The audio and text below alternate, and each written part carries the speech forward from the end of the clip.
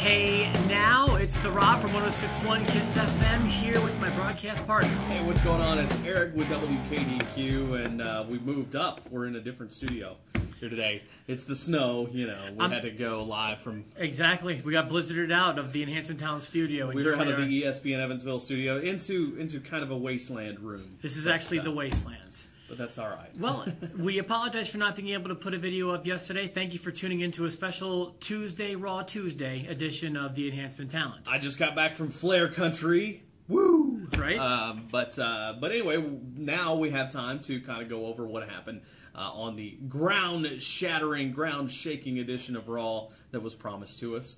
Shaking the WWE universe to its very core. Its very core. It was very Dixie Carter of them to do that, I think. Okay, so this is kind of what I wanted to hear.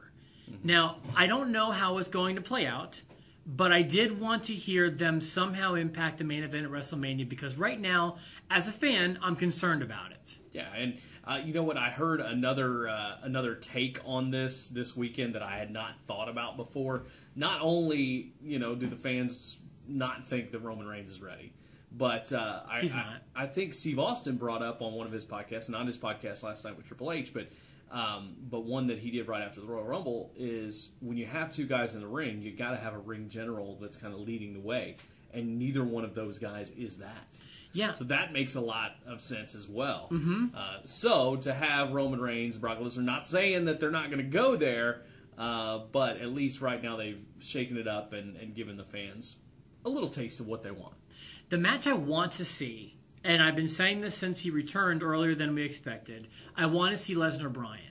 That could benefit a lot of people. You know, Bryan, you could argue that Bryan's had 2 title reigns. You could argue that Bryan's had 1 title reign. And you could argue that Daniel Bryan really has never had a title run. Mm-hmm. What I mean is every time he's gotten the title, it's either been taken away from him the next day, or he was injured and was not living up to half of his potential. Or, he needs that title run, I feel like. Now, I don't know how much the WWE management believes in him as a lead guy, but the fans sure do. And sometimes they take attention to that, and sometimes they don't. Well, I think it's interesting what happened last night, and I like the way that it played out between, you know, them telling Reigns that there's a lot of controversy, and instead of making it the controversy about Daniel Bryan not winning, it was the controversy about The Rock being involved.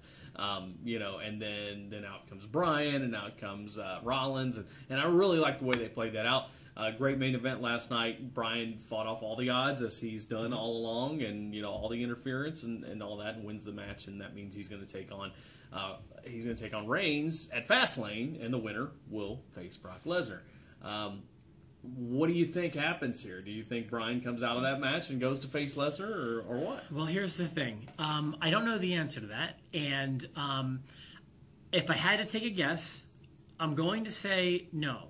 I'm going to say they either keep the main event the way it is. I can't imagine them making it another 3-way, but it's possible. I don't know. What do you think?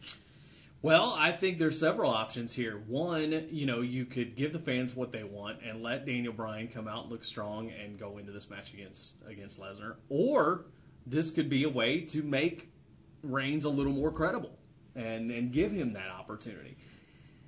Now, looking at everything else that surrounds it, they brought up Randy Orton's name last night, the Authority did, and it seemed almost intentional.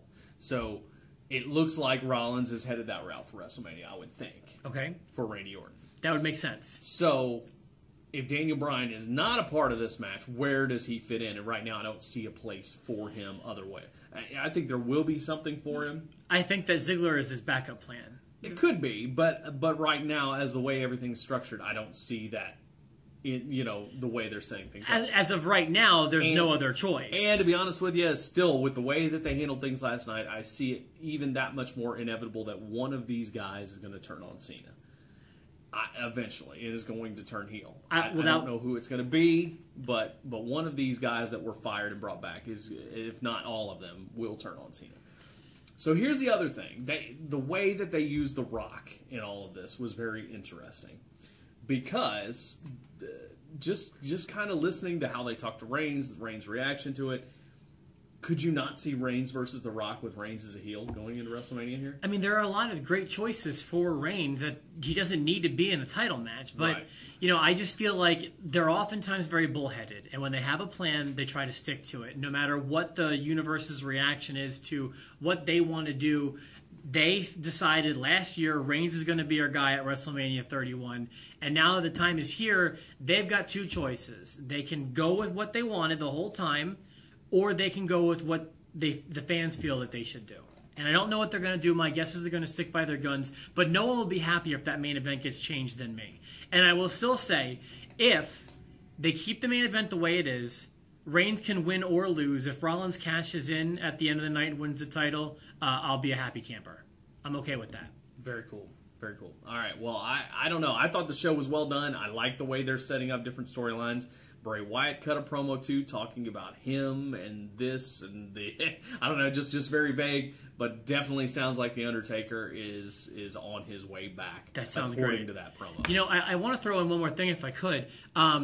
The February pay-per-view is typically my least favorite show of the year, but I think Fastlane is shaping up to be an important show. I think so too. I don't know what's going to happen in that main event. I want to know who's going to face Brock Lesnar at WrestleMania. I do care about Rusev and Cena. I do care about Sting and Triple H. And so far, everything they've announced, I'm excited for. I think one of those heel turns could happen at Fastlane. Fastlane too. I agree, and I think that may have been the reason that we're seeing Cena and Rusev now. Yes. That may not be the match for WrestleMania. I think maybe Cena loses this match to Rusev with some outside interference. That's what I think, from one of those three. And then maybe Rusev goes on to win the Andre the Giant Battle Royal or something like that. Well, but if I'm booking, you turn one of those three, or one, two, or three of those three heel to give Rusev that win. He still hasn't been pinned yet, and now he's still pin-free going into WrestleMania against John Cena. From there, I don't know what you do, but that's a match I care about. Yeah. But anyway, things are starting to take shape, and I kind of like the way they're going. And I think either way, it's good for Reigns to have this additional match to, at least get 2 wins to give him more credibility. If not, change it completely and go with Bryan. Either way, I think in one of those great wrestling is obviously fake moments last night. Of all the people in the ring, I mean, if wrestling were real, Rusev would have been claiming his stake, I think, in that too. True. So because he would have been the first one out there, to be honest. But I agree. there you have it. Thank you for watching this week's edition of the Enhancement Talent. We still will have another one for you on Thursday, and we appreciate you subscribing. You can get your videos before anybody else there by clicking subscribe. We will be back on Thursday with another edition of the Enhancement Talent. For the Rob and Eric, have a good one, and we'll see you soon.